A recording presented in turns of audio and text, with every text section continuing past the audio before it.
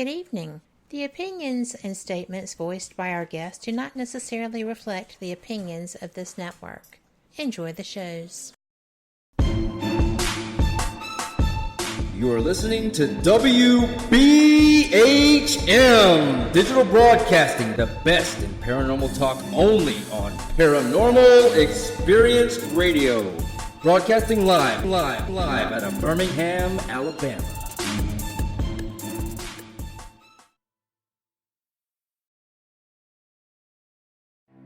Headline edition, July 8, 1947.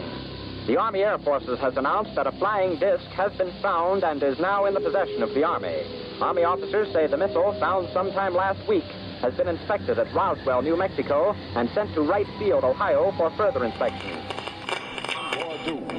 Now, historic films made in the spring of 1948 and just released show Eniwetok preparing for heavily guarded and still largely secret tests of new atomic weapons. The test's purpose is to measure atomic effects on thousands of different materials, 30,000 tons of them, not, as at Bikini, to prove military effectiveness.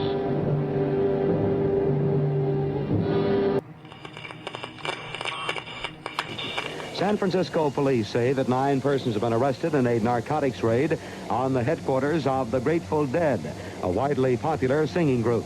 2 members of the group, Rod McKernan and Robert Weir, and their business manager, Danny Rifkin, have been booked on suspicion of possessing narcotics. 3, 2, 1, 0. All engine running. Liftoff. We have a liftoff. 32 minutes past the hour. Liftoff on Apollo 11. Tower cleared. Okay, we got a roll program. Neil Armstrong reporting the roll and pitch program, which puts Apollo 11 on a proper heading.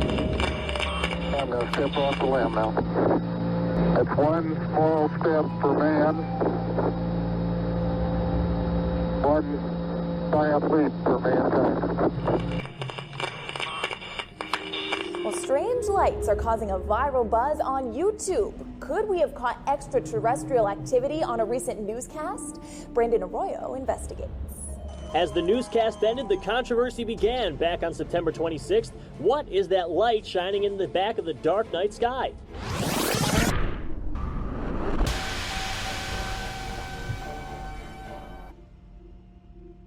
With coverage reaching all the way back to 1948, for over 70 years, Fate magazine has brought you reports of the strange and unknown, all of them true.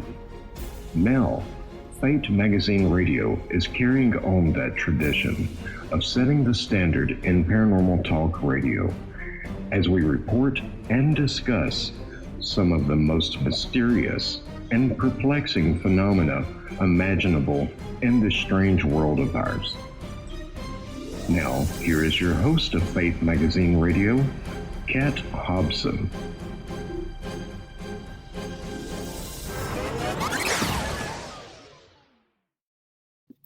Good evening. Welcome to Fate Mag Radio. You are listening to WBHM Digital Broadcasting out of Birmingham, Alabama. I am Kat Hobson, your host, the voice of fate, as it were, and I am so pleased to welcome you tonight. We are going to have a wonderful show. I have a guest who is very interested and knowledgeable about a topic that I find fascinating. I hope I can find answers to my 2 phobias that make me absolutely paralyzed with fear. And, I am just so thankful to have all of our listeners joining us tonight. Fate Magazine is a very special product. It has been in publication since 1948. We are at 71 years of bringing you the strange and unusual, yet true tales of adventures. And I'm very blessed to be part of this group. I think that I don't even know how many people I have approached me asking about getting their subscriptions renewed. FateMag.com, folks. Just go in there and get yourself signed right back up and get everything happening. You're going to love it, and the subscriptions are great. We are still getting this next episode ready. Edition, not episode. So, hit them up. You're going to love it. And tonight I am fortunate enough to welcome Stuart Wantman. Stu and I met 2 years ago. We were in Gettysburg, Pennsylvania, attending the Gettysburg Battlefield Bash, which is a fantastic fundraiser put on by Steve and Pam Berry. They are the Gettysburg Ghost Exchange, as well as so many other things. Fantastic investigators, great people to do business with, great people who put this thing together and work tirelessly with their volunteers to support the Pennsylvania Wounded Warriors Incorporated, as well as Children with Cancer, and so many other wonderful organizations. Stu, are you there? I am, Kat. Thank you for having me. Thank you for being here. You know, we're both on the road, so sometimes you get a little freaky with these things, and so far, we're doing okay. Thank you for taking your time. I appreciate the opportunity, and I'm so glad that you began by mentioning Gettysburg Ghost Exchange and Pam and Steve Barry and the Gettysburg Battlefield Bash. Held each year, as you know, in July. It's already been, the dates are scheduled for next July already, and I believe it's, the last weekend, the 24th, 25th, and 26th at the Wyndham Hotel in Gettysburg. And if you've never heard of this, please, folks, check it out. You can either go online through Facebook or just Google it. It's a wonderful, wonderful event, and it's an opportunity for absolutely everyone to give back. And giving back, I believe, makes you whole. I agree with that. And in this particular instance, it is people from all over the country, literally, who come there. Yes. It is people from the paranormal. It's people from metaphysical. Mm-hmm. It's people from technology. There are people who are psychics. There are people who are just thrilled to be there. I have met some fantastic people, present company included, and it's just really an awesome event. I can't say enough good about it, too, and I'm glad you threw those dates there. And the Wyndham is terrific for helping, too, because they do great rates on the rooms when you can get in the blocks, and they take care of the people who are there. It's a great thing. Mm-hmm. Absolutely. So, and I plan to be there. I know I'm going. I'm going to be as well. And now, when we first met, you own Jewels, mm-hmm. and you do a lot of fundraising with that. But before we go any further, when I was doing some research, getting ready for this a few weeks ago, you had not told me, and I bet you haven't told a lot of people, that aside from doing fundraising for things such as the Bash and other organizations, you're a pretty special person in your own right, because I know that you had, and correct me if I'm wrong, you had a former classmate who had passed away and who was, if I'm not mistaken, homeless, and you helped to get him a proper send-off. Am I right? There were actually, it's two stories, so I'll clarify it. The former classmate, there's two different people, so it's really two different stories. The former classmate, actually Mike Ransom, classmate at Colby College, was born the same week as I was. And Mike actually was killed in Vietnam. And particularly,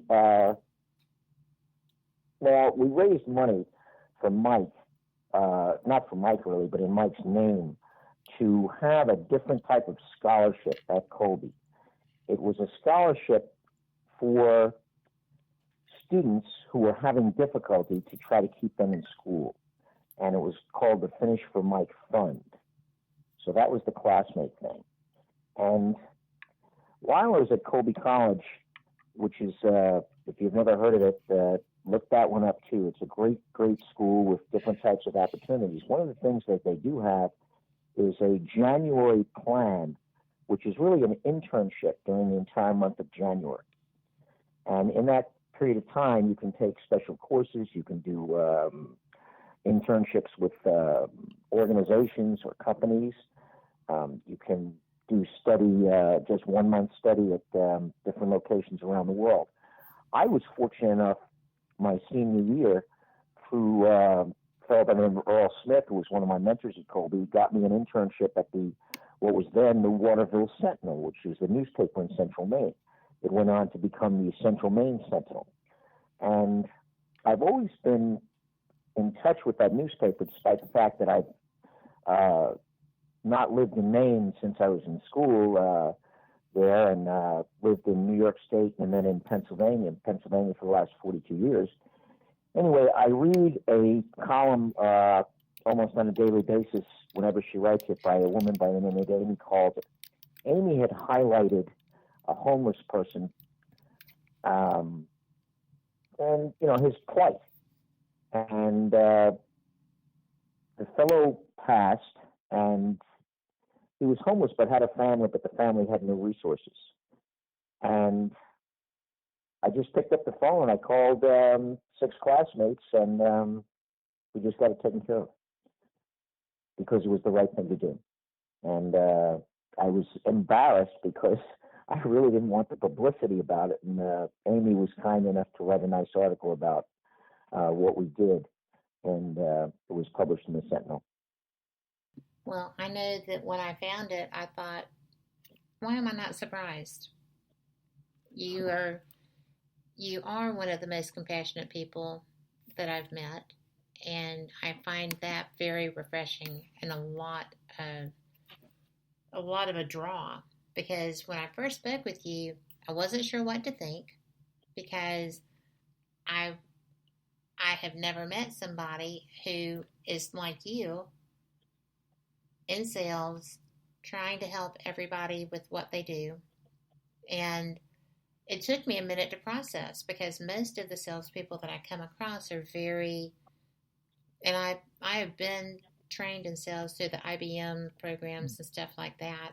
I've never sold for a day in my life except my shows. But it's a lot of interesting training. You're very good at what you do. Well, and I was blessed, sorry for interrupting, I was really blessed with great mentors along the way. People like Earl Smith at Colby College, who I mentioned, other people at Colby, Alfred Chapman, John Joseph, endless counts. And then in business, I was blessed by having mentors who showed me that the way to get it done was to help other people. Yes. And you live by that. Really is. Yeah. It really is. So. And, the sales world happens to be very competitive. The world is very competitive. True. But sales are about 3 things, essentially: relationships, credibility, and differences, and the interrelationship of those things. And in reality, everyone is in sales when you think about it. Everyone's self-employed. Many of us contract our services to an organization or a company and receive money and benefits for that. But we're the CEO. You're the CEO of Cat Hobson. I'm the CEO of Stuart Wantman. John Doe is the CEO of John Doe. And unless we work at it, we're not going to be at our maximum peak performance. We stagnate. Yeah, absolutely. And, as I said earlier, giving back makes you whole, and that just provides endless satisfaction. Yes, it does. And I think some of our business leaders have also totally felt that way. Warren Buffett is a person who actually, I believe, was instrumental in getting Bill Gates to start thinking along those lines. And Bill Gates and is his wife's name Melinda? I believe so. Yeah. They have that foundation of giving back. I know Mark Zuckerberg at Facebook has given back, through his resources, money towards education. It's like, interestingly, people wish they win the lottery, right? And they play the lottery. And I thought about this, and I was wondering what I would do if I won the lottery. So I formulated a plan. Now, I don't play the lottery anymore, but the plan was this. I would list, and I did. I listed the 15 to 30 people in family members who were closest to me. Besides my sister and kids and everybody and so forth. Anyway, we would pick a number and say that number is $2 million. And everyone would get $2 million, including me. The balance would go to a foundation. And the foundation's responsibility would be to seek causes that need funding. And I figured the youngsters in the family, that would be their responsibility to run the foundation. Why does that not surprise me, Stu? Well, I didn't win, so it didn't work out. But I think, but and that there are doesn't mean that stories it didn't for someone. That's right, and there are stories that we don't hear of situations like that. We hear the sometimes the negative stories about how someone won the lottery and it didn't work out, and they ruined lives through the money or whatever it was. But I thought that was a great plan. I think it's a great plan too. Yeah. And when I remember to, I still play the lottery, but I'm a scratcher. I don't take the time to pick numbers. If I'm going to play a Powerball or something, I just quick pick and leave.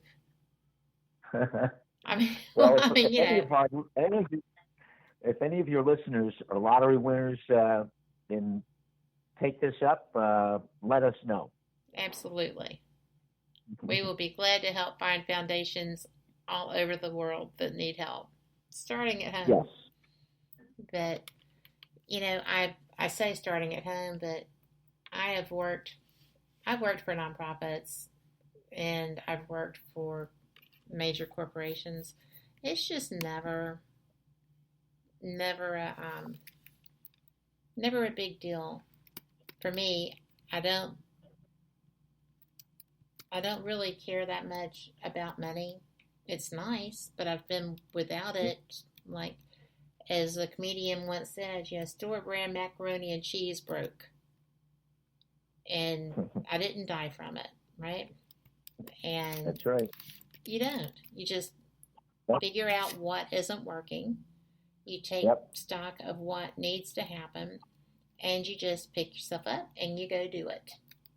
Yep. And then when you get there, you look around you and you find somebody else who is trying to do that, and you go and you help them too. But we're going to have to stop for a break right quick.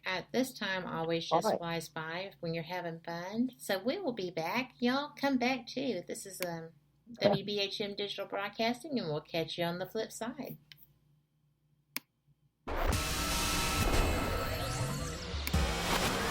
You are listening to WBHM Digital Broadcasting, Birmingham, Alabama.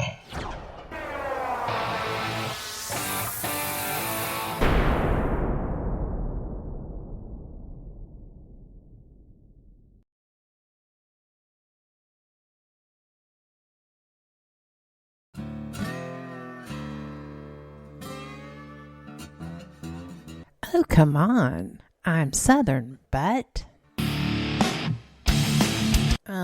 Nope. That'll do. Hello.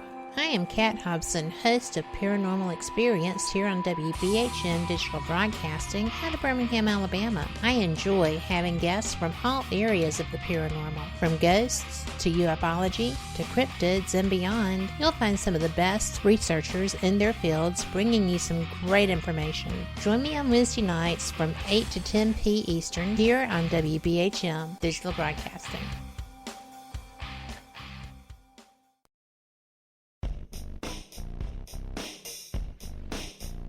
To the believer, the evidence is overwhelming.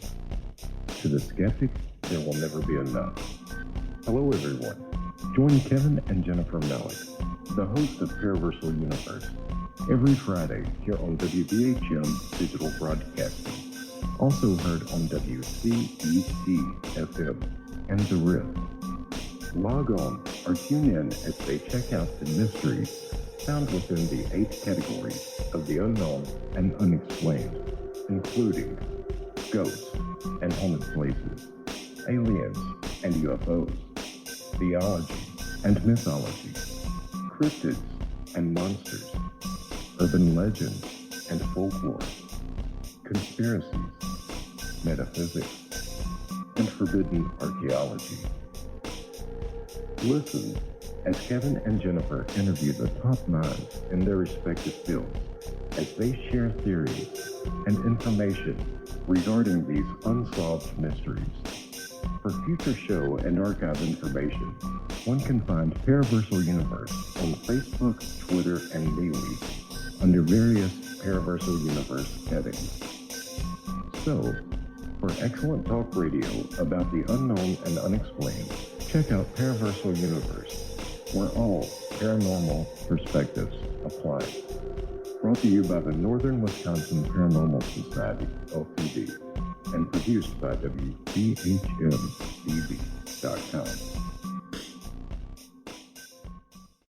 Thank you for listening to WBHM Digital Broadcasting out of Birmingham, Alabama. The time is 23 minutes after the hour. Welcome back to WBHM Digital Broadcasting. I am Kat Hobson, your host here on Fate Mag Radio, with my guest, Stuart Wantman. And Stu, we actually have a question for you in the chat room. Are you up for it? Terrific. This is from Sherry, and she would like to know separately what our favorite parts of being at the Gettysburg Battlefield Bash were. You go first.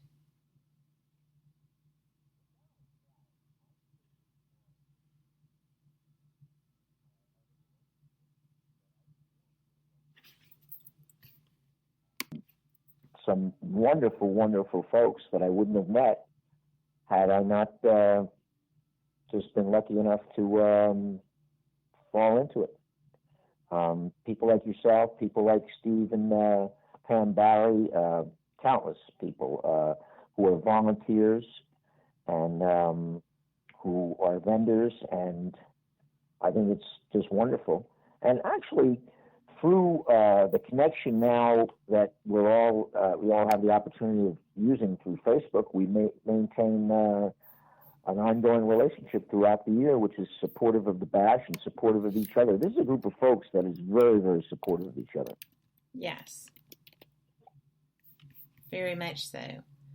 And, you know, I think you sit there and you watch people. And last year I was watching how attentive you were. And I was like, wow, that's pretty, he's on top of this. And then this year we were next to each other, even though I was going around getting interviews and talking to people and doing things most of the time. And I still watched you. And you are so gracious with whoever you talk to. It's a cool thing to watch. And let's see. And she wanted to know what my favorite part of the bash was. My favorite part, she said my investigation with Lori. Actually, I did not investigate, or didn't start out to investigate with Lori Johnson. We ran into each other at Sachs Bridge, and things just went from there. I had been actually out with my friend Tim, and we had been out at Devil's Den. And I do love that you can just walk down the street, and you're at a historic site where you can pull out some equipment and do a recording and get evidence. But my very favorite part of the Battlefield Bash, without a doubt, because this year I had taken myself out to breakfast and I was down at the roundabout when it's actually a parade of bikers and big trucks and the cars that they have and the flags flying and the unit flags flying. And it's so patriotic, and they are all there to help the wounded warriors of Pennsylvania and children with cancer. Every person there was doing that for that. And as I watched them come around the roundabout, and I knew that they were headed over to the Wyndham, I was just like, oh my gosh, I'm part of that. You know, and I'm goosebumping as I'm talking about it, but you know, that's my favorite thing, is feeling like part of a community and being part of a community who is coming together to help support something that to me is so important to this world. Very well said, Kat. Very Right? well said. I mean, in addition to the health issues that the lack of care through the VA system has brought about in some cases, you have 22 veterans committing suicide every day. Yes. That is an unimaginable amount of trauma and horror culminating in hopelessness that needs to be averted. There has to be ways to help with this. And I have a good friend, Santiago Cirillo, who is one of those people who fights with pain, you know, chronic pain and other issues from his service. And he's young. And he's very successful and nice, and he battles. And people like that are why I think that the Gettysburg Battlefield Bash is so important. No, it really is, and it's one of the. There aren't a lot of events and organizations where people are all going in the same direction, and it really is one like that. I mean, and Helen Sager, who's the person really who's the energy behind Pennsylvania Wounded Warriors Incorporated. And Helen, as you know, Kat, is the widow of a general, and she and her friends just grab the ball and they run with it, and they make sure that things are taken care of. Absolutely. And you know what? Those are fierce people too. Those people who organize things like this and who get this kind of synchronization handled and do all the things that go into making something successful they're rarities, and they're beautiful. Yes. And, you know, tragically, the Berries actually came under attack for some of the stuff by some idiot. And I was just like, you know, you do not know that of which you speak.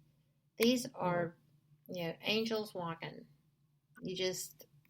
Everybody has their moments. Everybody has, you know, issues on occasion. You don't see the Berries. They do what has to be done, and they handle it. Yeah.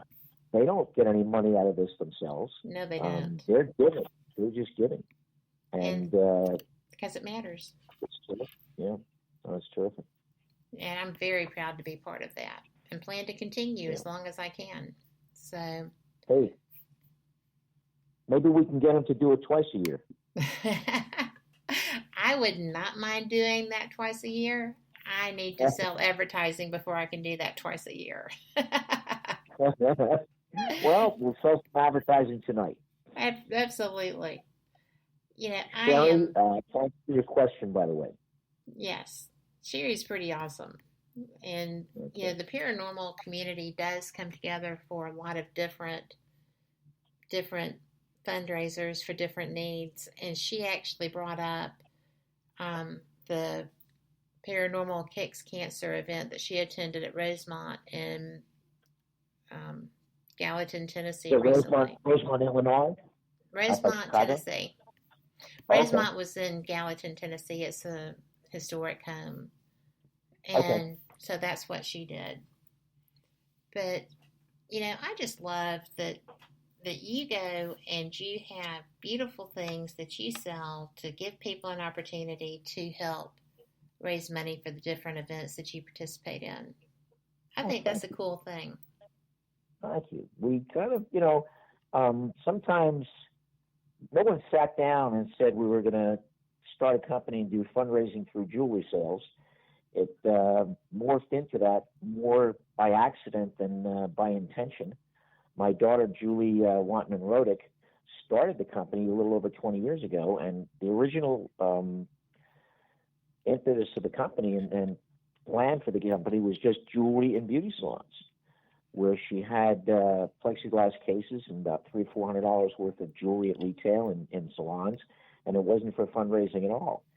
And that part of the business went on for years, and then I got involved with her.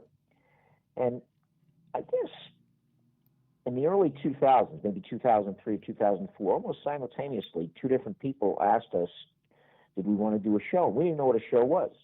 Right. And what it was an event at a location where we were either there by ourselves or with other people that may have had products, and we were selling our products but donating a portion of the proceeds to their charity. So it might have been for a hospital, it might have been we've raised money for Ronald McDonald House, Historic Museums of Bethlehem, different hospitals, as I said, charities that you'd never think about. There's a charity in Pennsylvania, Delaware, and Maryland where it's called Healing Through Art. And they place artworks in hospitals, not for the patients, but to create a better atmosphere for both the staff and the visitors. That's awesome. And we raise money when we go to AstraZeneca Corporation in Wilmington, Delaware. We donate a portion of the proceeds to an AstraZeneca selected charity, but that's the one that Jules has tried to raise money for over the years. That is just neat. And I want to go back to that paranormal world for a second. And not everyone listening, Kat, is in the paranormal world. I am not one of the folks that's paranormal, but I will say, and it's wonderful, these folks are just, they're not like we do something and you don't, so you're excluded. Everybody is so nice and so inclusive, and they don't say you have to do ghost investigations or paranormal investigations, or you have to subscribe to certain feelings about that. And I marveled at how I was so easily accepted into this group, despite the fact that I wasn't really part of this group. It's just nice folks. Yes. Nice folks. The paranormal community is very eclectic, as you've observed. And, you know, for me, the topic covers spiritual, cryptozoology, metaphysical things that I don't pretend to understand, and ufology. And for me personally, the spiritual side of paranormal experiences and the ufological side of paranormal experiences are my favorites. And we have two people in chat. Lori says, we are nice. Yeah. And then Sherry says, we love everyone unless you're mean. Now, and yes, Lori, we do. I would like you to slip your phone number to Kat on the side. Thank you, Lori. So it is really a fun group of people. And yeah, a lot of people that are on the ghosts and Bigfoot and Dogman side look askance at, or used to look askance at me for my interest in the ufology side. And now there's a lot of theory work being done relevant to these experiences being interconnected somehow. And, you know, is Bigfoot interdimensional? Is any of the stuff really happening in our timeline? And are these just quantum entanglements that show up randomly? And, you know, there's all kinds of things, and they all interest me. Yeah, you keep your mind open, but not so open that your brain falls out, right? You pay attention and you analyze. Not only that, as you spoke about those things, I started reflecting about how certain things that I've learned, and I'm certainly no expert, but things that I've learned about past lives and past life regressions have parallels in the paranormal world. Absolutely. Yeah, I really do. Really do. That's one of the things that I am fascinated about from the conversation that we have planned for tonight, as much of a plan as we have, with both of us being a little zooming and doing things this week. But, I think that your interest in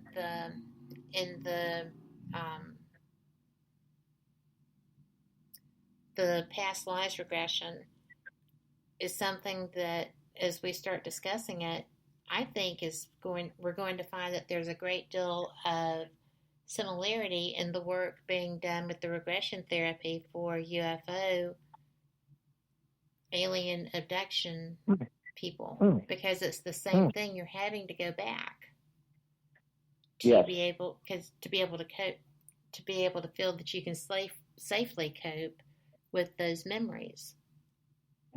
And I think that a lot of that is what we're finding in the past life stuff too, because when I was looking at Dr. Brian Weiss's information, he is, he's got discussion about parallel lives. There's discussion about past life therapy as opposed to just the regression. Why people would reincarnate.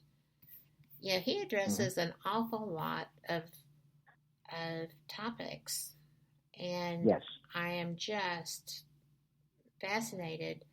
I wish that I were more well-read in this topic, but I've been trying with everything else, because the last year you talked about Dr. Weiss when we spoke, and the subject fascinated me, and I went and started looking up his work. And so when we were talking about what to talk about, because I knew I wanted to talk to you, this was a great way to go. We've got people in chat saying they're so interested in past lives, and then Sherry was in France and had so many deja vus there, she felt like she'd seen it before. That it was just like, I guess coming home maybe to a degree. But that's kind of what we're going to be looking at, and we've only got a minute or so until we go back to our next break. But I want to welcome everyone to join us. If you have questions, if you have comments, there are a couple of websites that you can go to so that you can join our chat rooms and ask. And I don't know that I'll be able to answer them, but I think that Stu probably will. And if he can't, we'll find you the answers. But the first website is www.fatemag.com. Our website is live there. We have WBHM-DB.com. And there's a live chat there. There's a little button, just hit it and you're there. And if you're listening to us on your mobile, you can go to Spreaker.com, use your app, and you can search us under either WBHM-DB or Fate Mag Radio. And we welcome your comments. And we're going to now take a break, and we will be right back. I am so glad y'all are here. I'm so glad you're here, Stu. This is going to be so much fun. It already is. So y'all come back too. We'll catch you on the flip side. You're listening to WBHM Digital Broadcasting, the best in paranormal talk, only on Paranormal Experience Radio, broadcasting live out of Birmingham, Alabama.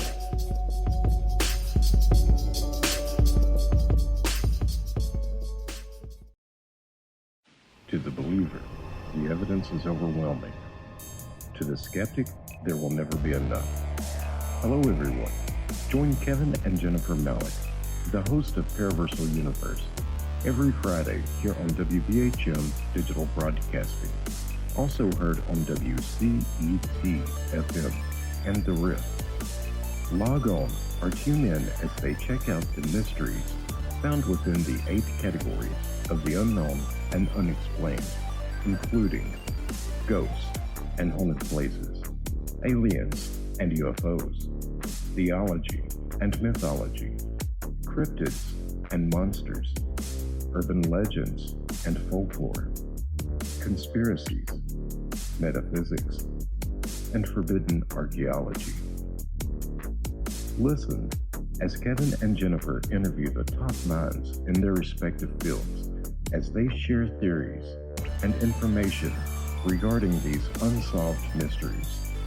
For future show and archive information, one can find Paraversal Universe on Facebook, Twitter, and MeWe under various Paraversal Universe headings. So, for excellent talk radio about the unknown and unexplained, check out Paraversal Universe, where all paranormal perspectives apply. Brought to you by the Northern Wisconsin Paranormal Society, LTD, and produced by WBHM-DB.com. Thank you for listening to WBHM Digital Broadcasting out of Birmingham, Alabama. The time is 45 minutes after the hour. Welcome back to Fate Mag Radio. I am so pleased you're here. My name is Kat Hobson. I am your host, the voice of fate, as it were, with my guest, Stuart Wantman. And Stu, we were discussing the experience that Sherry had mentioned in our chat relevant to her deja vu experiences when she visited France. And, we were kind of going into a discussion about how that relates. And Lori in chat also says that she's fascinated due to her connection with certain people she runs across. So, here we are in 2019, and we're talking about people having deja vu experiences in locations they've never seen. Yes, and this has happened to me as well. Coincidentally, France is also a place that I've been to 3 or 4 times and had just very, very comfortable feelings there. And I mentioned to you one time I happened to be staying in an apartment in France, in Paris, and got up in the morning, went out, and actually walked to a bakery, a boulangerie in Paris, not knowing where I was going, but it was like purposeful at the same time, almost as if I had been there before. Now, there's always a certain drama attached and a wannabe. I want to be in this past life, so I'm going to try to make it happen. But this was almost more than that. And so many times that I've been in Paris, I was just totally comfortable. On the contrary, I've been to other locations in different parts of the world, not many, but a couple, where I didn't feel comfortable at all. And I charged it. There are really more questions than answers in this whole thing about past life regressions. But the human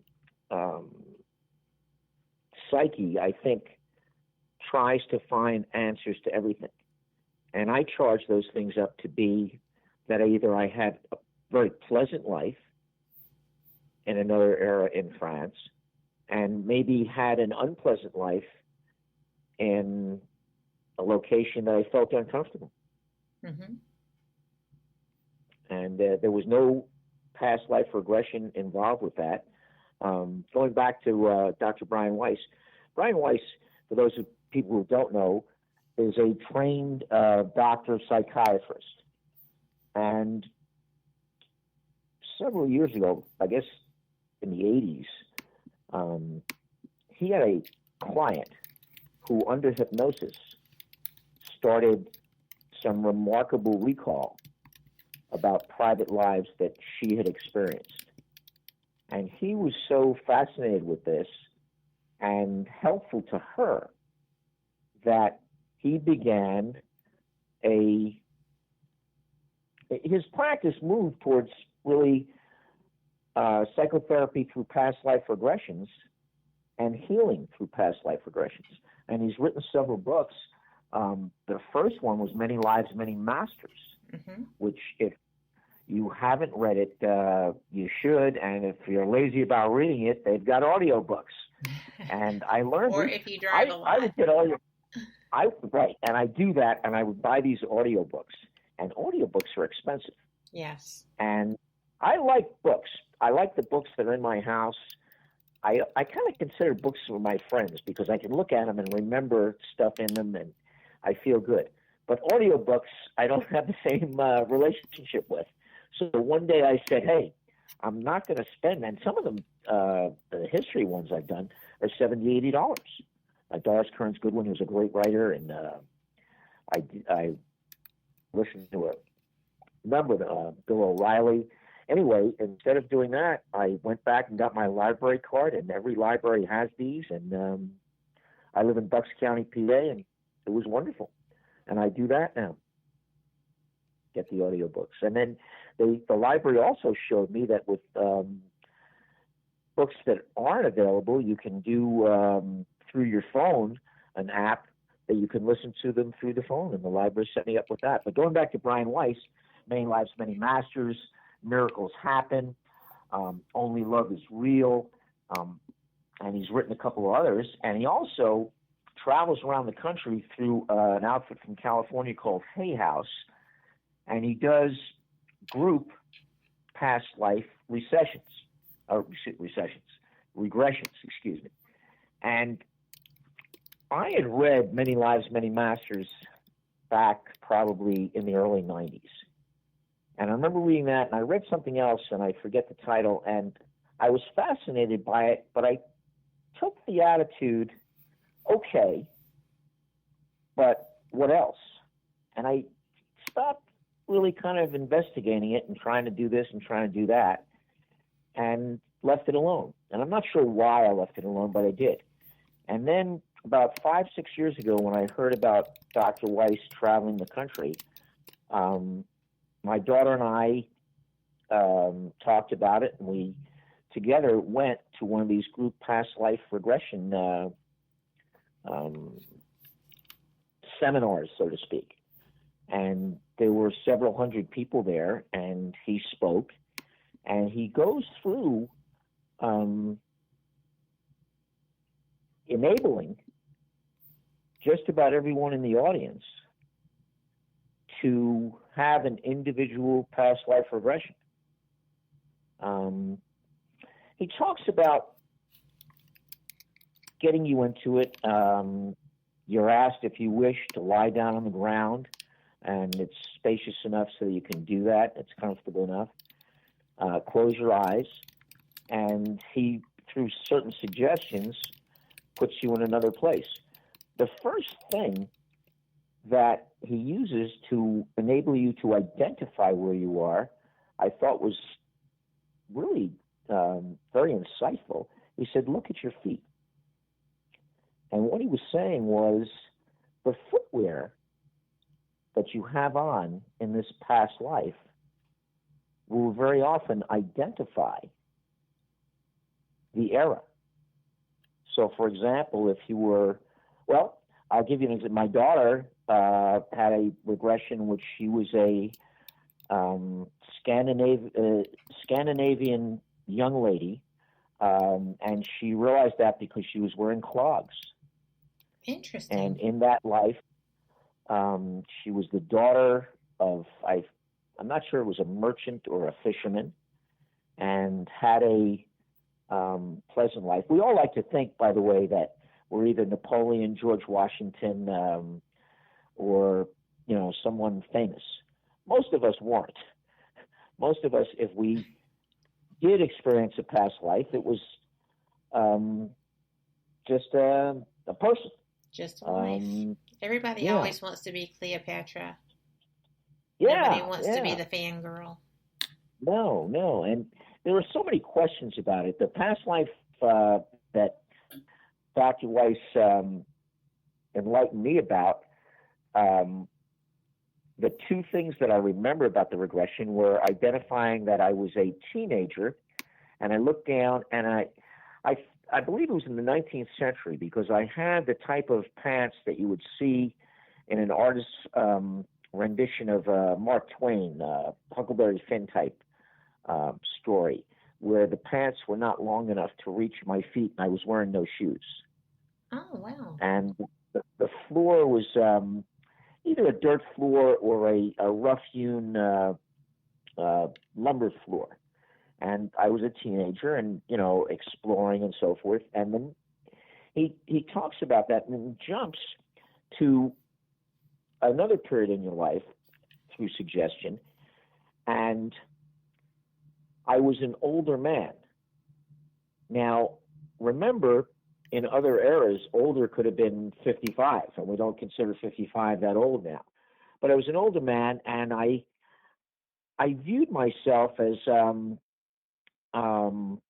beard and scraggly hair, and I was on a porch in a town on a rocking chair or a chair on the porch, and there were some other people there, and I heard two young boys who had seen me and observed me, and one said to the other, "That's him." And they talked, and it was a positive exchange. In other words, they were saying something that either I did or they knew about me, and they said, "That's the guy." But I didn't have a lot more specific identification in that life. Often in Dr. Weiss's books, he talks about, or he doesn't talk about, but he relates in a past life regression, the people actually know how they've died in that life and go through that. And some of them are not natural deaths, but murders, accidents. There was one past life he talks about in which a fellow was a Japanese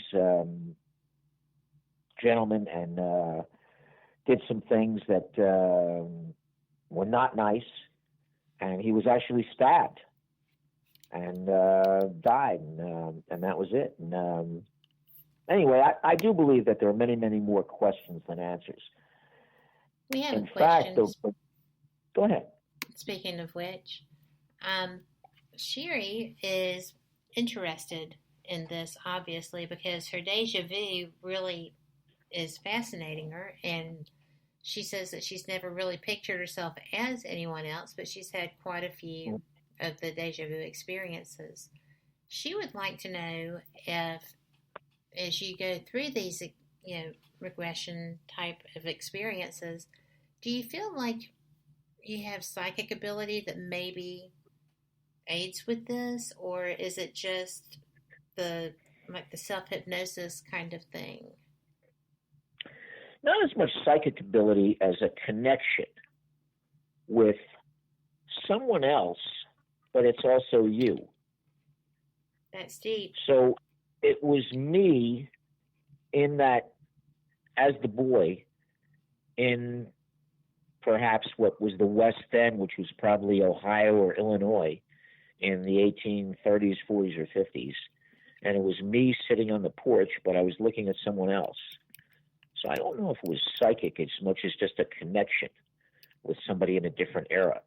Many people do this and find soulmates, people that they've traveled with in different lives. And one related that I recall during the time of Christ, and Dr. Weiss himself has done past life regressions, and one of his patients related that at the time of the crucifixion, she saw Dr. Weiss, and he was a wealthy at that time, not a Roman, but a citizen of Jerusalem, I guess, and she recognized him by the look in his eyes, and that there was a connection there. So I'm not sure if I would term it psychic. The thing I was going to talk about with the questions is we think about past lives, and there's a certain arithmetic to it. And I did some research, and during the time of Christ, there were approximately, and it's hard to know exactly, 400 to 500 million people living. All right, so let's say, just for argument's sake, each one has a soul. Today, there are 7.7 billion people alive. So how does that work out mathematically? And there are different theories about that. One theory is that person 17 in the time of Christ has split souls, and there may be 400,000 or 500,000 people in the 21st century with that soul. Another theory is that the souls existed in different dimensions at the time of Christ, and then moved into what we consider our dimensions. The whole thing with people need to find answers to things, and heaven and hell and past lives. I think there are dimensions that we just don't understand. I would agree with that. And perhaps we like to label everything. Not only do we want answers, but we want labels. It reassures the mindset sometimes, I think. Yes, absolutely. But I think we also have to leave ourselves open to what may happen if there are many, many things that, let's say we only understand 1% of the existence of the world. Well, there's a lot of stuff in the other 99%. And there is. And, it's really fascinating because Sherry was concerned. She's like, oh, so is this more like from dreaming or flashbacks? And I was like, it's more from focused meditation. And she finds it unusual. And Lori said, well, I think it would be freaky to know how you died. And I'm pretty positive that I died from a snake bite at some point in my life. Not as Cleopatra either. I don't think it was so pretty. But, because you and I discussed that I have a drastic aversion to snakes, and like an unreasonable aversion to snakes. And, I know people who, if they get near the edge of a cliff, are beyond normal fear of heights. They are literally terrified. Yeah. Beyond all reason. And I do think that as we come into a future existence, that we do carry some of that with us. We may not literally know how we died. I think that our phobias and terrors would be indicative that there is something that travels with us that, we're going to protect ourselves against that. Absolutely. Absolutely. And I remember when my kids who are adults now were children, marveling at the idea that they brought different stuff with them. Could you see it? Brought different stuff. I didn't it was just differences in their nature. And what was that from? Was it because, they lived a life that was hard, lived a life that was easy, lived a life that was happy? I don't know. But they were different. There's a different nature that they brought with them. Yeah. Yeah, we're about 20 seconds from our top of the hour news break. And I am so hating to take it because we're having a good time. And, we try to alternate the news break sources. And I know that different people have different ideas. So this is going to hopefully have some good news in it. I hope so. Everybody needs some. But we will be back on the after this top of the hour news break, and y'all just come right back too. Thanks for being here.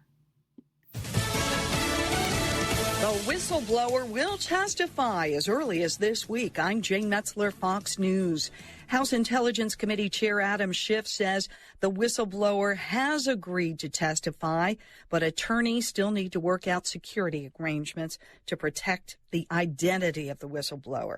That individual filed a complaint with the intelligence agency's inspector general after being told President Trump asked Ukraine's new president to help investigate former Vice President Joe Biden and his son Hunter's business dealings in that country. Here, the president is once again not just inviting but coercing a foreign nation to get involved to try to help him in yet another presidential election. Schiff on NBC's Meet the Press, and angry White House advisor Stephen Miller has a different take on Fox News Sunday. It is proper and natural for, frankly, anybody concerned about the future of Ukraine and the United States to want to know information about corrupt dealings.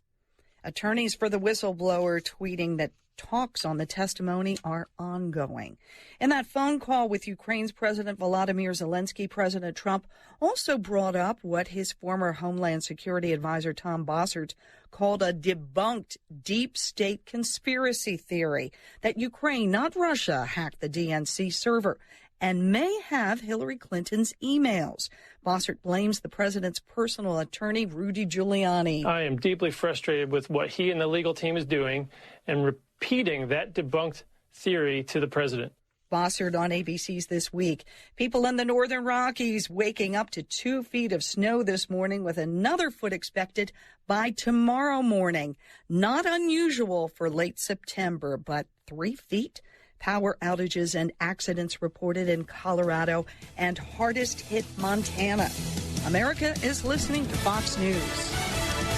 The following message is brought to you by TD Ameritrade. Not a fan of being surprised by hidden fees? Well, at TD Ameritrade, they charge just one straightforward price and give you everything you need to trade. No hidden fees, no surprises. Learn more at tdameritrade.com/pricing. Member SIPC. The search continues in eastern Ohio for 4 men who escaped from a county jail. The men broke out of the Gallia County Jail near the West Virginia border just after midnight Sunday. Investigators say the inmates overpowered 2 female guards with a homemade weapon and forced open a secure door.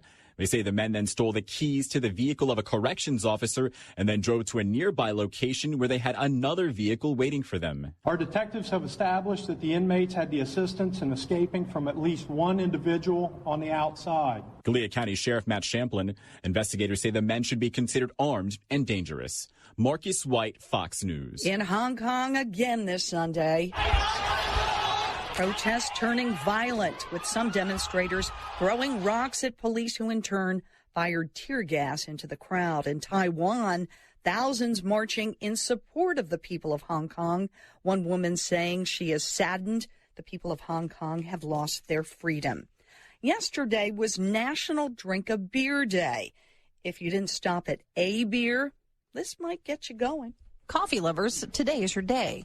National Coffee Day. That means caffeinated celebrations. Also freebies. Krispy Kreme says you can get free coffee with no purchase necessary. Dunkin' has a buy one, get one deal, and 7-Eleven stores are offering any size coffee for $1.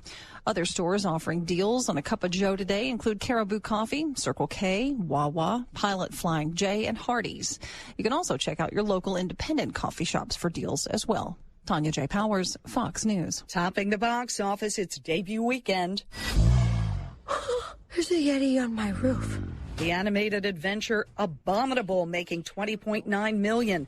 Last weekend's #1 film, Downton Abbey, finishing second with $14.5 million. Hustlers third with $11.5 million. I'm Jane Metzler, and this is Fox News. The following message is brought to you by TD Ameritrade. When it comes to investing, each of us does it our own unique way. Some of us want to go it alone. Others might prefer some guidance. Regardless of your style, TD Ameritrade is always creating new solutions to help you. From their award-winning technology to personalized guidance, they have everything you need to invest on your terms. Visit tdameritrade.com/YTDA to learn more and get started today. Member SIPC. You are listening to WBHM Digital Broadcasting, the best in paranormal talk only on Paranormal Experience Radio. Broadcasting live out of Birmingham, Alabama.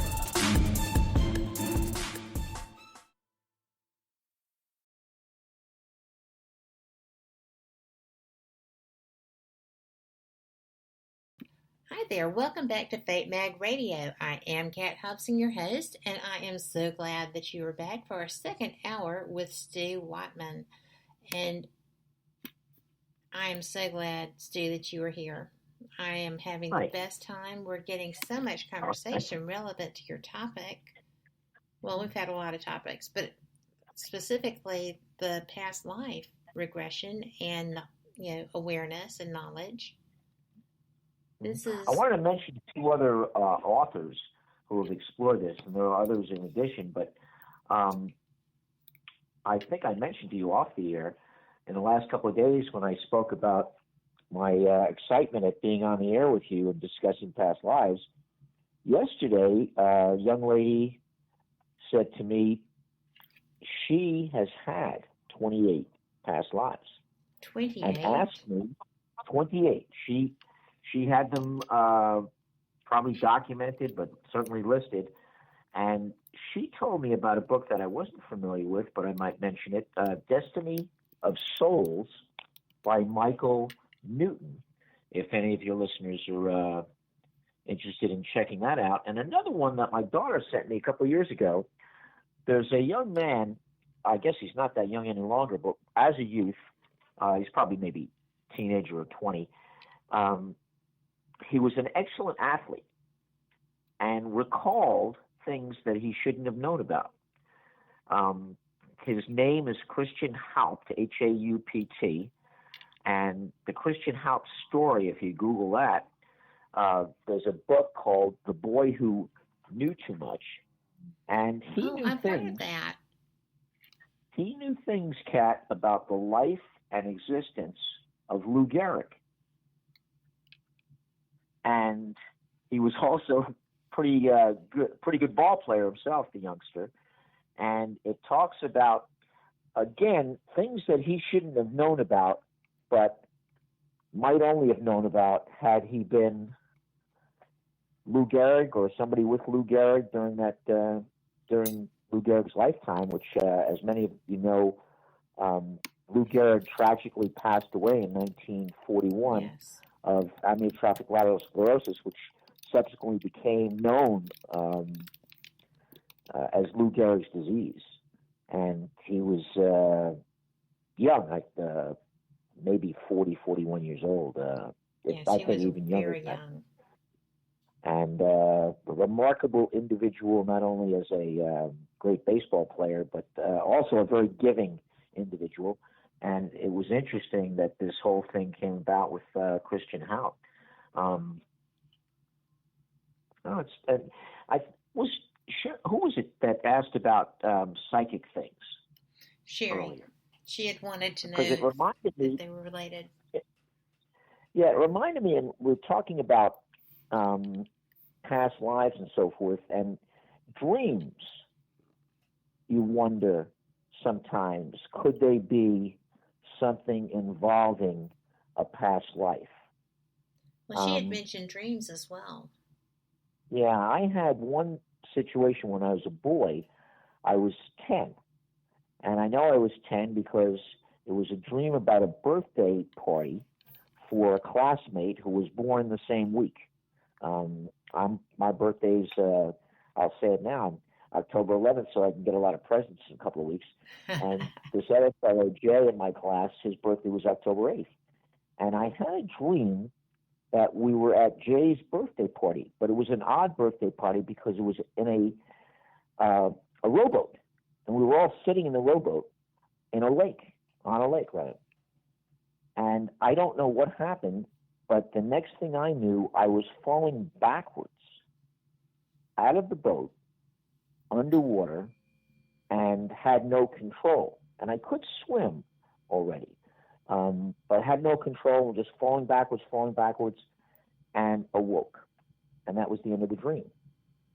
The strangest thing about this, though, is that at age 16, I was in a motorboat, ski boat, water skiing, and there was somebody skiing, and the driver turned around to see the skier fall.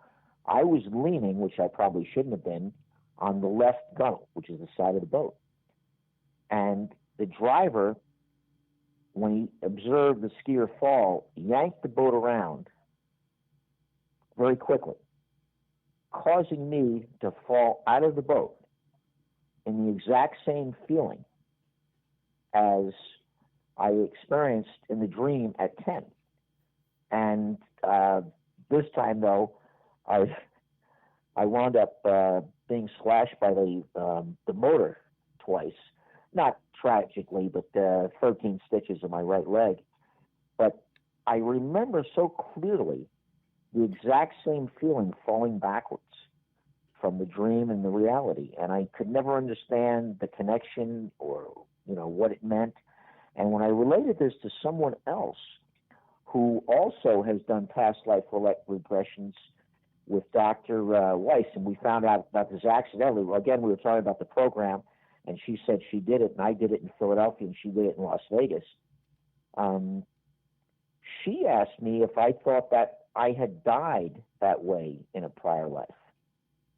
And again, I didn't really think about it. And I don't know, some people, I'm not terribly in tune with all the details as some people are.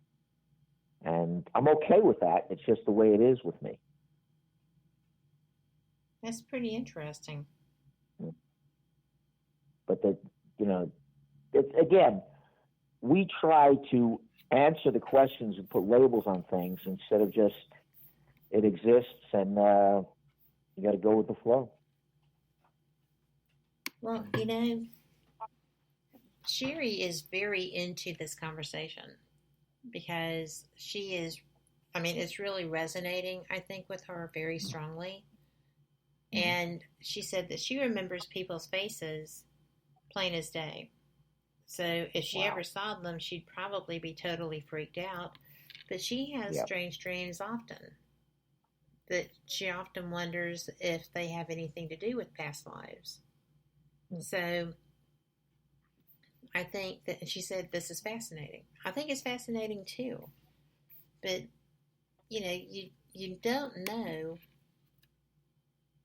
It's like you're falling backwards. You don't know at what point this is an actual flash of memory.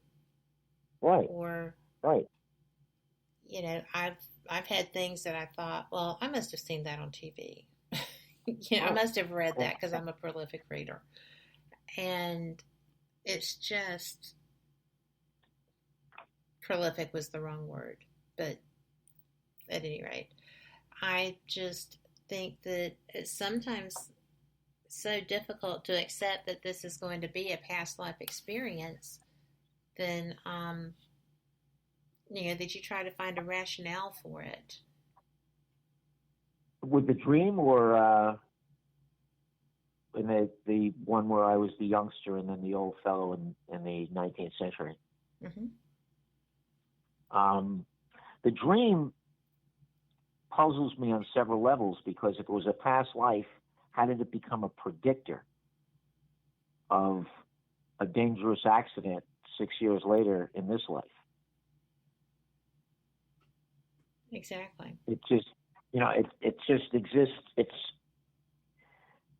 It's information and it's conflict. And again, it happened. And, certainly, thankfully, I was not injured beyond not being able to run and play ball for 10 days or 2 weeks. If it happened to me now, I'd probably be out for years. But, at 16, well, but it's almost... didn't hold me back that much. I sit there and I probably didn't sound... I was processing. But when you were discussing it, I probably didn't sound as in tune as I should have, but I was still processing, like, how can this even be? But I have had deja vu to the point in frequency that I used it for life decisions. I still do. I mean, I know that if I go down this path, this happens. And if it's good, I do it. And if it's not good, I find an alternative. But that's good. It's not weird. Kind of is weird. I say weird. I said good. Oh, I thought you said weird. I'm like, it kind of is weird. No, I said that was good. But no, I think it's great that it's self-awareness and also the ability to react positively to things that happen. I think so too. And I mean, genuinely, there are certain colors I will not wear because I dreamed that that's what I had on when I died. And I do not wear, and they happen to be colors that look fantastic on me, if I do say so myself, right? But I will never purchase anything in those shades or even close to it. And because my dreams would come true so often, or my deja vu was so active, that I wasn't, and I still don't. That dream was, let's see, I am older than dirt, and this was when I was just older than grass. So probably it's been almost 30 years, maybe a little longer. And I just, to this day, if I even pick something up in that color, it blows my mind and I have to put it back. Because I'm still drawn to it, right? Because absolutely. And it's weird. I think there's a lot of reverse positive reaction to superstitions. Mm-hmm. So in this case, it would appear that by not wearing those colors, you're going to be all right that day. You're going to be safe and secure, and you're going to receive positive feedback because you've protected yourself by not wearing those colors. I have superstitions, and one started before I was born. What is that? My mother was this very, very strong person, and she was diminutive. She was probably 5'5'1", and my parents were married for 10 or 11, almost 12 years, I guess, before I was born. And my mom gets pregnant. But it was a C-section. Mm-hmm. The doctor says we're going to do that C-section on the 13th. My mom looks at the calendar. This is afterwards. And she goes back to the doctor and says, my child will not be born on Friday the 13th. So that's why my birthday is Wednesday the 11th. Interesting. And subsequently, I don't like 13. I mean, if I've got $13 in my hand, I'll either spend one or grab another $5 or something like that. I don't want to be associated with 13. Now, it's not that something bad's going to happen. It's almost the opposite. It's like you with the colors. It's that if I don't deal with the 13, I have some security and I feel better. So it's like I remember there are 4 things that can create happiness, peace of mind, success, and they come down to security, new experience, response, and recognition. And when you think about that, if you have a relationship, whether it be an intimate relationship with in a marriage or a friendship or a work relationship, if you have those 4 things going, security, new experience, response, and recognition, that's nice. Puts a smile on your face, doesn't it? I think all of those singly, much less together, will do that. Yes, yes. And the opposite is, true too. If you're in a situation in which you're not getting any response, hey, that can put a frown on your face. That's true. Yeah, you have to be being fed. Yeah. If you stagnate, nobody does well. But we are at another break, believe it or not. This time it's just truly flying. But we will be right back. Thanks for being with us, and we will catch you in just a sec.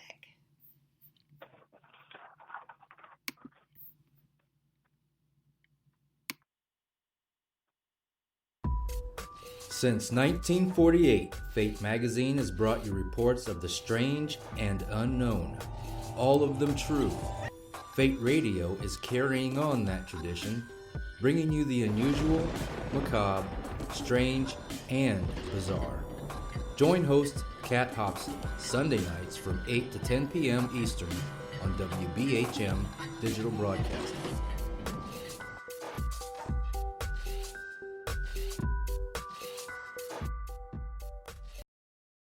To the believer, the evidence is overwhelming. To the skeptic, there will never be enough. Hello, everyone. Join Kevin and Jennifer Malik, the host of Paraversal Universe, every Friday here on WBHM Digital Broadcasting. Also heard on WCET-FM and The Rift. Log on or tune in as they check out the mysteries found within the 8 categories of the unknown and unexplained, including ghosts and haunted places, aliens and UFOs, theology and mythology, cryptids and monsters, urban legends and folklore, conspiracies, metaphysics, and forbidden archaeology. Listen as Kevin and Jennifer interview the top minds in their respective fields as they share theories and information regarding these unsolved mysteries. For future show and archive information, one can find Paraversal Universe on Facebook, Twitter, and MeWe under various Paraversal Universe headings. So, for excellent talk radio about the unknown and unexplained, check out Paraversal Universe, where all paranormal perspectives apply. Brought to you by the Northern Wisconsin Paranormal Society, LTD, and produced by WBHM-DB.com.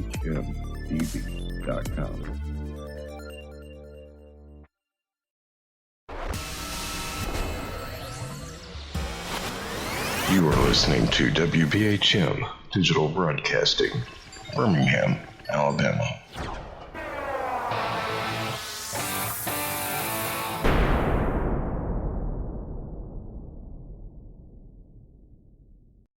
Thank you for listening to WBHM Digital Broadcasting out of Birmingham, Alabama. The time is 23 minutes after the hour.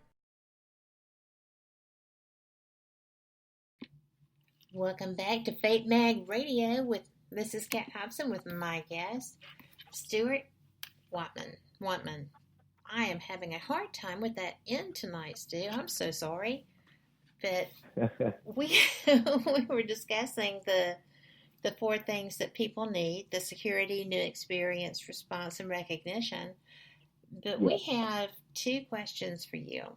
And since we only have 2 segments left, and this is the longer of the 2, I thought that I would put those out there, if you don't mind. Absolutely not. Absolutely not. I welcome the questions. They're listening. A bit different. They're unusual for you. Are you still with me? Yes. No, I'm saying it's good we have questions. We do. It shows that the audience is listening, yes. Well, they are. One of the things that Sherry wanted to know, and I think because this is such a diverse topic, and there are so many ways that this can turn as far as the knowledge coming from past lives or things such as that, she was curious as to whether you've ever had a UFO experience. I haven't. And I don't know why. I never looked for it, never thought much about it. I saw E.T., thought it was pretty good, but I've never, I've never even said to myself, hey, that's nonsense, it couldn't exist. It just wasn't something that was in my experience. Just not on your radar, as it were. No. Yeah, that's a better term. That's why you're the host. Well, it's because I'm pretty good at understanding you, so that's interesting. But her other question, and of course this is from Sherry again, is there an urban legend where you live that you may believe in, or something that seems implausible, but people put so much stock in that it gives one pause? Well, I'm very interested in history. So I've investigated history, mostly American history, but things locally. And I live in an area of Bucks County, Pennsylvania, that prior to the Revolution and during the Revolutionary War, it was considered Tory. In other words, many of the citizens in that area were pro-British, which was not totally uncommon, and not pro-Continental Army, pro the colonial forces and colonial, the colonies and so forth. And there was a group of, they're described as athletes at the time, in the 1760s, youngsters, and athletes at the time in the different towns would go to the different towns and they would have like a picnic and there'd be races, and these fellows would win the races or wrestling matches. And there were brothers named Doan, some spell it D-O-A-N and some spell it D-O-A-N-E, and they were also some cousins. Well, the Doan boys, being great athletes, wound up being, how shall I say, rascals. And during the Revolution, they would steal, in the middle of the night kind of thing, horses and supplies from the Continental Army. Oh my! Located, when they were located in Pennsylvania, and give them to the British, which was not uncommon if you were a Tory. Well, as the war progressed and Washington led the forces and the colonial army defeats the British, the Doans were, not in a very good position. One of them was actually shot. Many of them fled to Canada, and many people in that area did flee to Canada. But the urban legend, which I don't know if is true or not, there's a road near me called Fleecy-Dale Road, and it's very, very rural. It hasn't changed. I love driving on those roads, Fleecy-Dale Road and Old Cartersville Road, because they haven't changed except for an additional growth of trees and bushes. And the vistas, even though there are houses there, when you go to spots where there aren't houses, the vistas are the same as the domes looked at in the from 1760 until the end of the war in 1783. Anyway, one of the domes is reported to have taken his horse and dove over the cliff because he didn't want to be captured and he didn't want to flee. He and the other one who was killed by the British were not permitted to be buried in the Quaker cemetery. So they're buried outside the fence in the Quaker cemetery in Plumstead, Pennsylvania. And if there are any historic or local residents of Bucks County who are listening, they'll correct me for any errors, but that's about the most urban legend in my area that I just really jump into. That is so bizarre because normally the people who were not allowed to be buried in the hallowed ground of cemeteries were those perceived to be witches or other things evil. I didn't know that. Yeah, I guess it makes sense. Sure, it makes sense. Yeah, witches were not allowed to be buried in hallowed ground. Yeah. Or and one of the things that I've thought about is that I am interested in history because it's so real to me in terms of existence. That, I can, like one of the audiobooks I recently listened to was a biography of Grant, and it feels like I was there. Will you say the title again? It was U.S. Grant, and I forget the fellow's name, but again, with Google, it's a long book. It was 38 discs on the audio books. Oh, wow, I had to that is renew it quite at the long library. and unusually so. I had to renew it. I had to renew it at the library 3 times. Yeah, that's long. But I don't know if that was what she was looking for in terms of urban legend. Well, considering that you don't exactly live in an urban area, I think that's pretty cool. Yeah. And she thought it was a great story. Thank you. So. And it's, well, there's the comic end of that. There's a place called the Black Bass, which is a restaurant that was in existence during the Revolution, and they've got a lot of British memorabilia in there just to kind of illustrate the times. And it's rumored that Washington did not sleep there because when he knocked on the door, they said, "Take a walk. We don't want you here." But that's just a joke. That's just funny. a joke. I don't. That could be urban legend or just a convenient joke. But it's a great area right there. Bill Tinsman, Tinsman, his family has continuously owned a hardware store since the 1790s, I believe. And I think it's the longest continuously owned family hardware business in the country. And every morning, this is right near the Delaware, every morning Bill goes out and puts the flag up under a walking bridge that crosses the Delaware, puts the American flag up. It's kind of cool. That's really cool. Yeah. Yeah. You know, I remember. And in that area, I'm sorry. That's okay. I was just saying that I remember when my grandfather was alive, my grandpa was alive, mm-hmm. we put the flag out every time the wind blew because he loved singing the Star Spangled Banner so much, and he made sure that I loved that too. That was kind of like our thing to do. But it was fun. This was also the man who, in the midst of his Alzheimer's, expressed the opinion when he lost things for you that everything is somewhere. And that was a fact. Not only everything is somewhere, everybody's got to be somewhere. Yes. And everybody somewhere. You know, that gets you back. We talked briefly. I'm sorry. No, you go.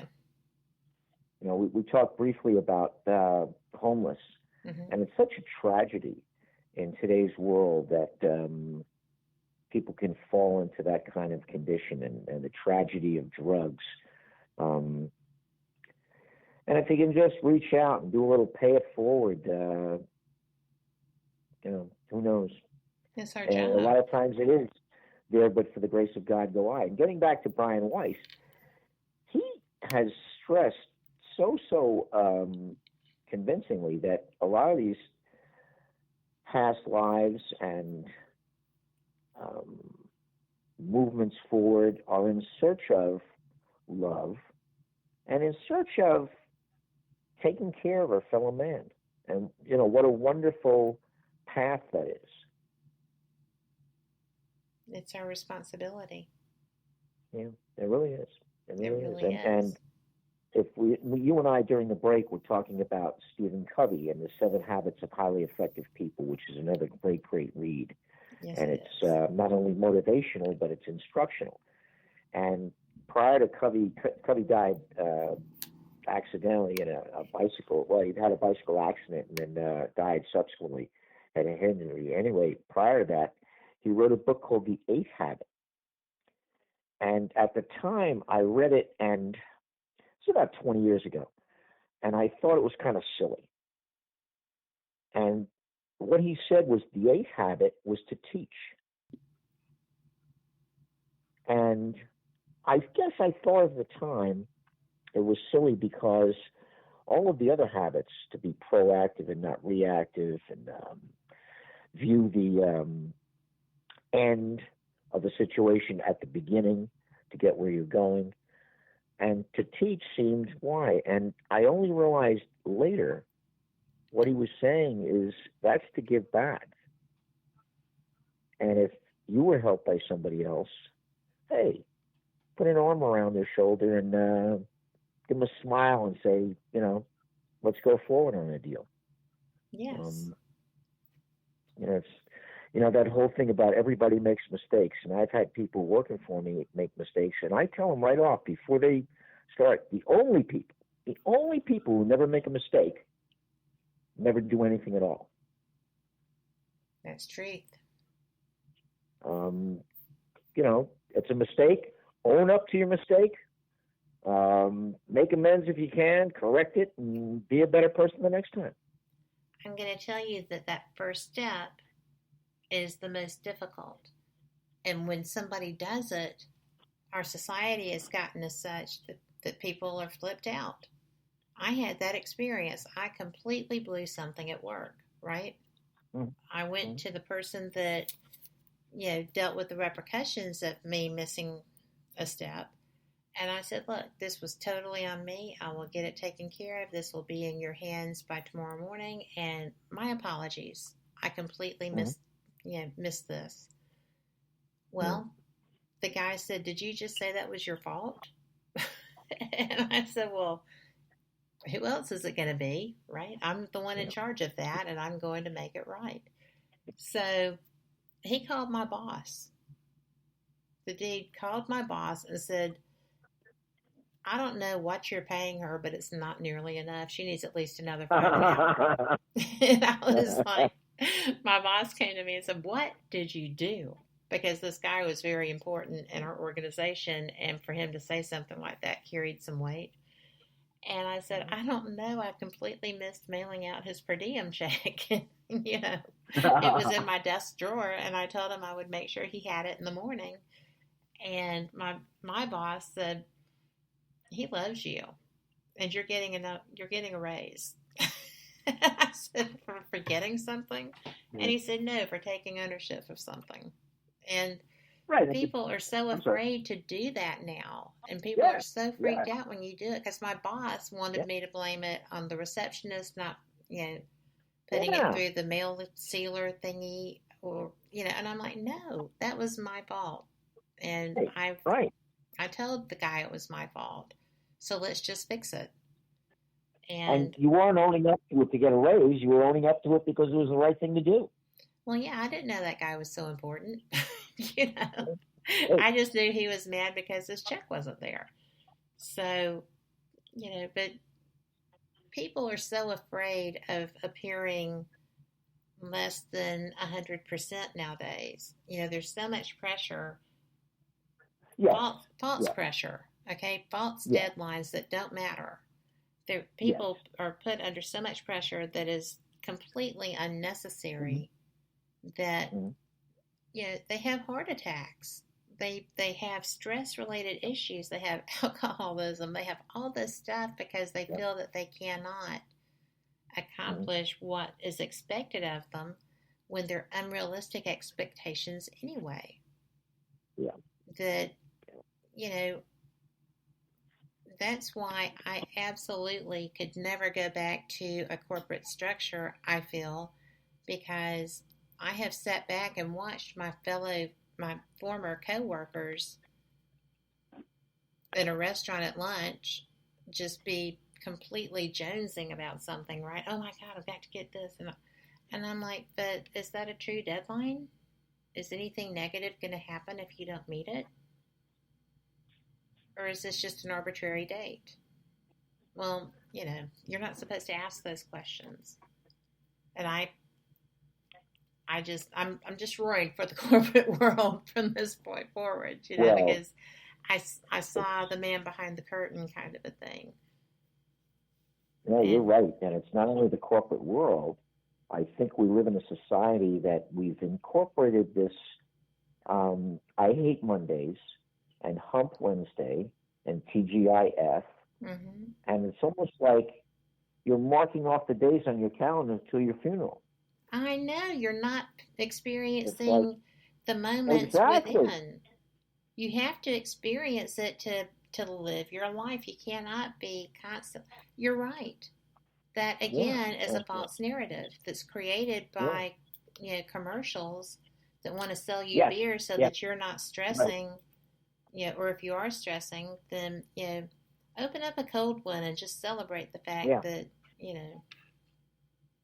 just celebrate breathing every day.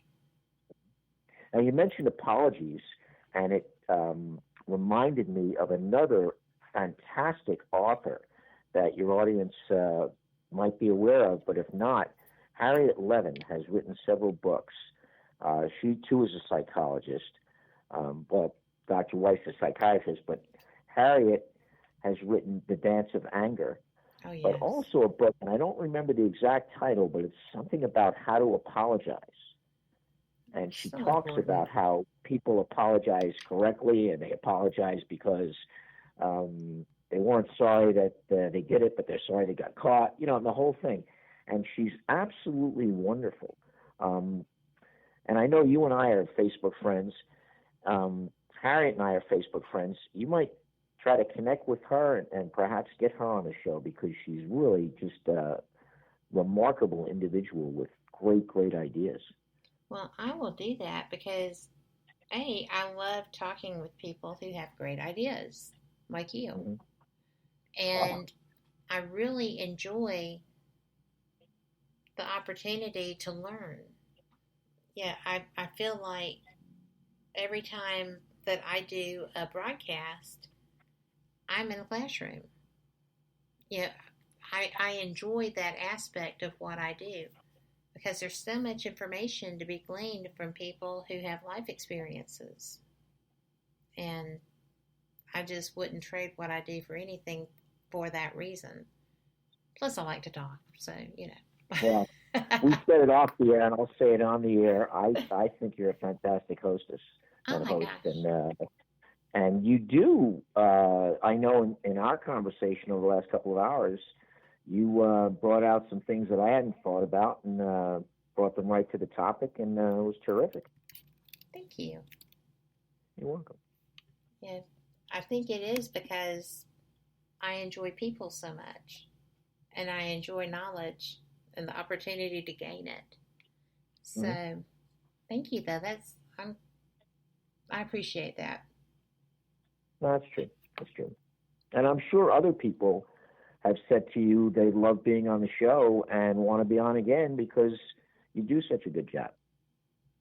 I have had people mention that they wanted to come back because it was so laid back. And, right. But with that being said, it is time for our final break. Can you believe it already? All right. So we will be right back, guys. And if you have any questions, either chat, the Spreaker chat, which you can find by WBHM-DB or Fate Mag Radio. And the other websites that have chat are fatemag.com or WBHM-DB.com. And we will be right back for our final segment after this break.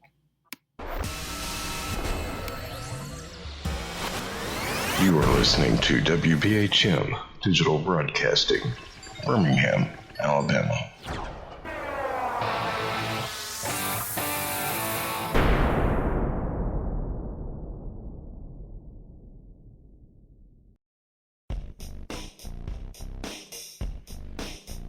To the believer, the evidence is overwhelming. To the skeptic, there will never be enough. Hello, everyone. Join Kevin and Jennifer Malik, the host of Paraversal Universe, every Friday here on WBHM Digital Broadcasting. Also heard on WCEC-FM and The Rift.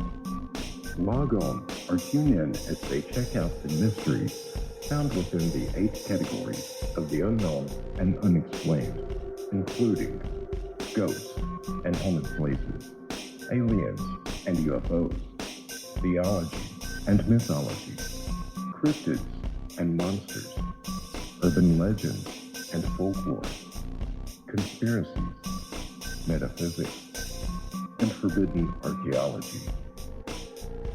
Listen as Kevin and Jennifer interview the top minds in their respective fields as they share theories and information regarding these unsolved mysteries. For future show and archive information, one can find Paraversal Universe on Facebook, Twitter, and MeWe under various Paraversal Universe headings. So, for excellent talk radio about the unknown and unexplained, check out Paraversal Universe, where all paranormal perspectives apply. Brought to you by the Northern Wisconsin Paranormal Society, LTD, and produced by WBHM-DB.com. Thank you for listening to WBHM Digital Broadcasting out of Birmingham, Alabama. The time is 45 minutes after the hour.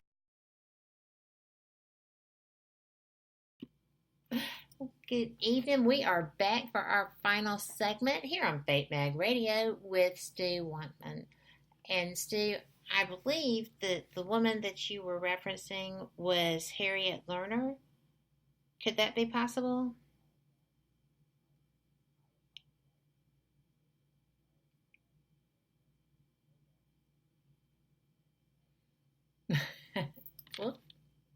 And if you haven't seen her books, please Google it, get a library, buy it. Great stuff. And you and I have talked about the potential of Kat, of you possibly getting her on the air sometime. I am going to do my best because as I look at her titles, they're really terrific. You had mentioned The Dance of Anger, but she's got Why Won't You Apologize? Healing Big Betrayals and Everyday Hurts. And I mean, there's just, she is a fantastic and busy author. There's all kinds of information here. Very similar to Dr. Brian Weiss, totally non-judgmental in their writings, which is difficult. Pretty unique. Yeah. Well, it's difficult. Yeah. Yeah, people. She's a treasure. Well, I am looking forward to having a chance to read through a couple of these books. I've already downloaded a couple, but I am really looking forward to getting in touch with her and seeing if I can get her booked. If she's nearly as much fun as you and is informative, that's going to be a great time. Oh, I have a feeling she's a lot more informative than I am. She's from the school of study. I'm kind of sort of from the school of, something you can't say over the air. Well, but it has to do with cow. Well, who's related to a cow? I am so not going there with you. I don't think that's true at all. Yeah, we won't. Well, but no, Harriet is terrific, and I have not heard her interviewed. I've read a lot of her books, and I have her books, and but she's terrific, and I'm sure in an interview she'd be absolutely wonderful. Well, I think that she would be a joy. Her son is a popular author now with novels. Ooh, what kind of novels? Again, if you Google Harriet Lerner's son, I forget the youngster's first name. Harriet's husband, I think, is Steve, but I forget the youngster's name. Has written 2 or 3 that I'm not sure if every one of them, but I know that if he's written 2, at least one of them has made the best seller list on the Times and Amazon, and perhaps 2. And it's good stuff. Well, a novel from the youngsters. Yeah. I will look that up. I'm always looking for something. I'd be interested. Now, here's something for you. You have guests lined up over the next couple of weeks, right? Usually a couple of months. Why not? Yeah. Why not, in some of these segments, ask your guests if they've had any either past life experiences or UFO experiences, and make that a regular portion of your show. That's a great idea because both of those things are fascinating to me.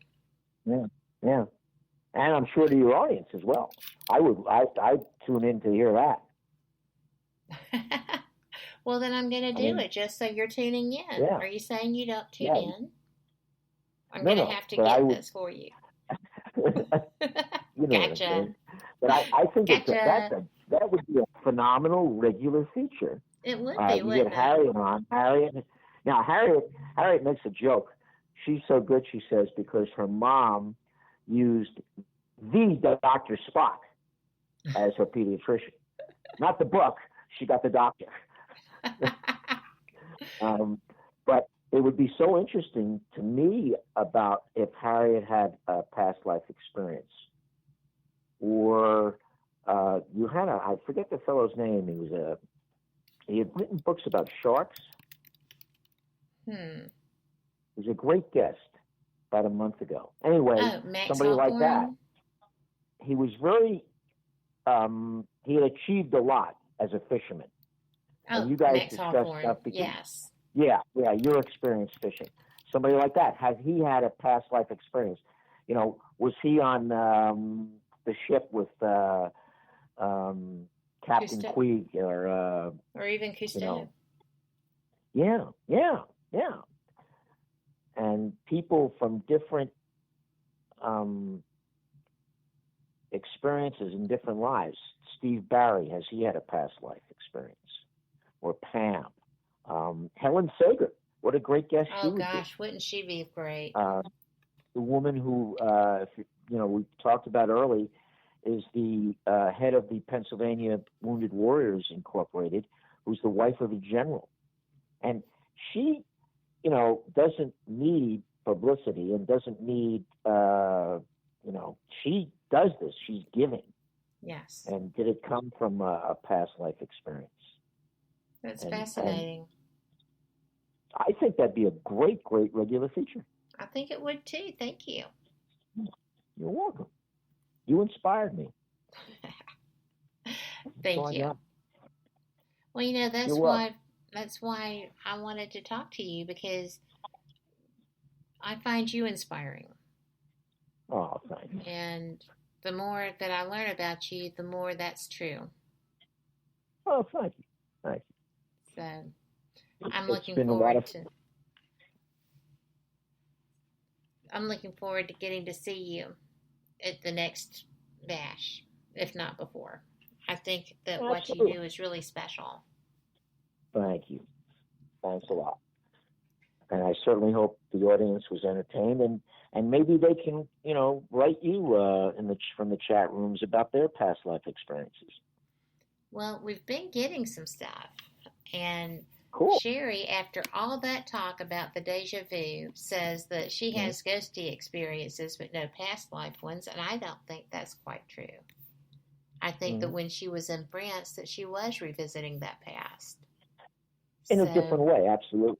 Yes. Because I know I didn't have a specific life I was referencing, but I was so comfortable, and I found this bake shop, Boulangerie, so easily. Dramatically, I thought, well, perhaps I was a French resistance fighter and was killed in the war. But that's the type of, I was Napoleon kind of past life that people, think about. Maybe I was just a peasant who each morning went over to get a little bread. And that's okay too. That is okay too. It's perfectly okay. And given our society where such value is placed on notoriety or, dollar figures and things like that, it's okay to just be a person. Yes. And people tend to not feel okay about themselves when they don't think they quite measure up. Yep. And it depends on whose measurement you're using. Yep. There's a great small thing. There's a great small thing that goes on all over the country every day. There's pay it forward. Yes. And it can be as simple as holding the door for the next person, or somebody reaches in their pocket and they don't have enough change to buy the sandwich for lunch, and somebody pays for that sandwich. Exactly. And it always comes back in positive ways. Always. I agree with really that. Does. Really and does. Yeah, I try to do that. I was going to buy somebody's breakfast one day, and I did not realize that the truck behind me had a full construction crew in it because it was a crew cab. And so I'm thinking I'm going to drop a 5 or 10, right? And it was silly money. Bunch of guys. And I said, you know what? Do it anyway. Just do it anyway. And be thankful that you can afford to do it. Exactly. I mean, why, if I'm going to do that for one person, why not do it for a couple of people? Because that way everybody has a chance to have that great start to their day. I've had people do that for me so many times that, it makes everything kick off better. And if you're having a bad day already, well then, holy wow, what a pickup. Exactly. And you did it exponentially, because if you helped, say, 8 people, each of those 8 went and helped. Let's say they only helped 2 others, and the 2 others helped 2 others, and goes on and on. That's cool stuff. It is cool stuff. Sherry said she did that at a Starbucks one day, and it was like $28. I feel your pain, girlfriend. And she also said this has been an extremely great show. She thinks that you're fabulous. Oh, thank you. So I think you're fabulous, too. And I'm so glad that you were Sherry able to join me. She's invited to the bash next year. Absolutely. I can pick her up on the way. She lives in North Alabama. All right. Give me somebody to ride with. We could drive and do an interesting car tour. But both of our husbands would probably have a fit. We'll get her a magic bracelet. Oh, my goodness. Mm-hmm. She'll just be spoiled rotten. Too cool. I have had the best time with you, Stu. I've enjoyed it thoroughly. I really thank you for having me on. Well, thank you for joining me. I knew it was going to be an amazing show. It exceeded my expectations. And I love your information. Thank you. And I hope you do get Harriet, and that's cool. It's cool I stuff. hope so, too. Thank you for the heads up on her and for the ideas about my segments. So, yes, and I think that'd be phenomenal. And you give them a choice, because some people have had the UFO experience and some people the past life, and what a book it would make. Well, Sherry's in charge of the book. All right? Sherry is in charge. She's in charge of the book. Lori gets to edit it because I am editing too many of them already. I love it, but sometimes the words get me. But science people. A lot of money in books, Sherry. Go for it. So I am going to let y'all know that we have got back to normal, I believe, here on WBHM Digital Broadcasting this week. Denise Pridemore will be hosting the Paranormal Pride Monday night from 8 to 10 Eastern, 9 to 7 Central. I will be back with the Paranormal Experience Radio on Wednesday from 7 to 9 Central, 8 to 10 Eastern. It's going to be fun. On Friday, we will have the Paraversal Universe Paralogian Report coming back again. And I am so excited. Kevin and Jennifer were speaking in Chicago this weekend, and I am planning on getting copies of that speech if I have to buy DVDs from the whole weekend. I love their work. And then on Friday also, we will have our host, Shelley Burke Robertson, owner of the Old Paulding Jail in Paulding, Ohio. She will be bringing her show to us live on Ghost Talk Radio. So be sure and tune in, and then next Sunday I will be back with Fate Mag Radio. We are just having so much fun, and we appreciate your support, every single one of you. Y'all are the reason that we do these shows, put the work and the research and the outreach into them. Let us know if there's something that you want to hear particularly. Reach out to the hosts and just let them know what you are looking for. So, that being said, be the person you want to be. Be the change you want to see. You can manifest this. It's all about mindset. When you wake up each day, determine that this is going to be a great day. You can make that happen. And you can make it happen for everyone else, and it doesn't have to cost you $28 at Starbucks. So, poor Sherry. But you know what? Thank you so much for being here. Thank you again, Stu. You've just been fantastic. You're welcome. Thank you for having me. And good night, everyone. Thanks for being here, and we will catch you tomorrow night with Denise Pridemore. Have a great night.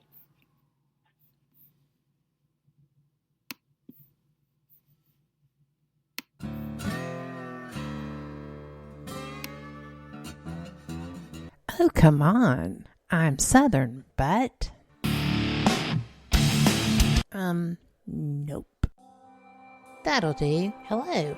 I am Kat Hobson, host of Paranormal Experience here on WBHM Digital Broadcasting out of Birmingham, Alabama. I enjoy having guests from all areas of the paranormal, from ghosts to ufology to cryptids and beyond. You'll find some of the best researchers in their fields bringing you some great information.